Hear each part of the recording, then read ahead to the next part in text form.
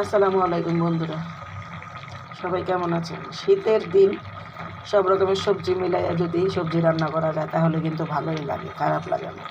আর যাদের একটু সবজি যারা পছন্দ করে তারা যদি সব রকমের সবজি হয় তাহলে তো কোনো কথাই নাই, তাদের কাছে মানে অমৃত লাগে খাবারটা।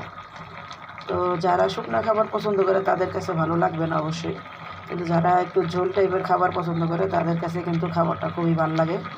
তা আজকে সেই সবজি অনেকগুলো সবজি মিলে একটু নিরামিষ রান্না করতেছি। আমার কাছে তো ঝোল তরকারি অনেক ভালো লাগে, আমি ঝোল তরকারিটাই বেশি খাই, কারণ আমি একটু শুকনা খাবারটা কম খাই। আমার এমনি একটু লিভারের সমস্যা, এই জন্য।